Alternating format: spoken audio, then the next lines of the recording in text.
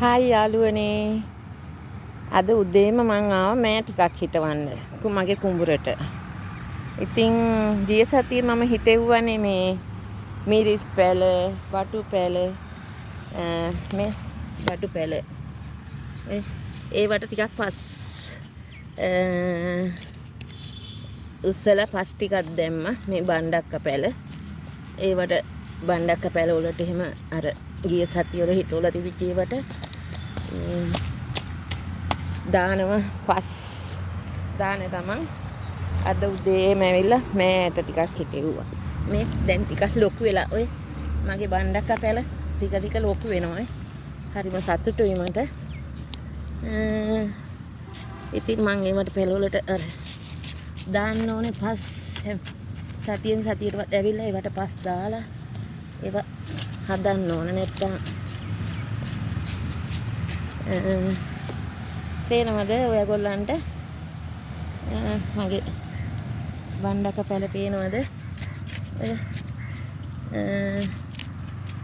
ඒවා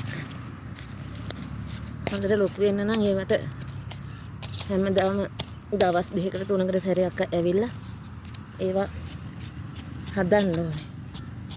ඉතින් මම අද දවස දාගත්තා මේ පැල ටිකට සලකන්න බටු පැල බණ්ඩක්ක පැල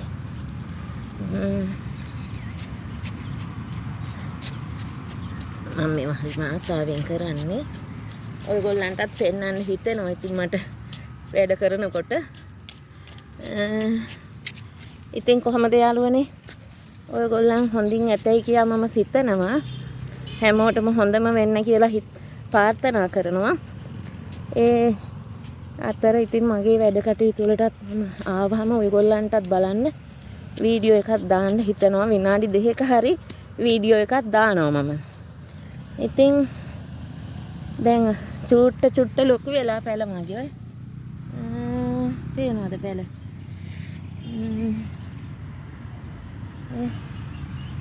චුට්ට ලොකු වෙලා. ඉතින් හරි සතුටුයි. මිරිස් පැලක් හිටෙව්වා.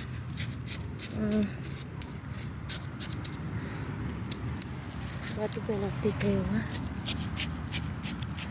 බණ්ඩක්කත් හිටෙව්වා.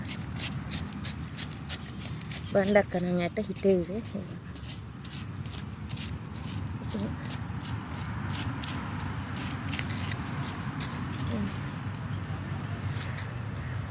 ලොකු වෙලා තියෙනවා.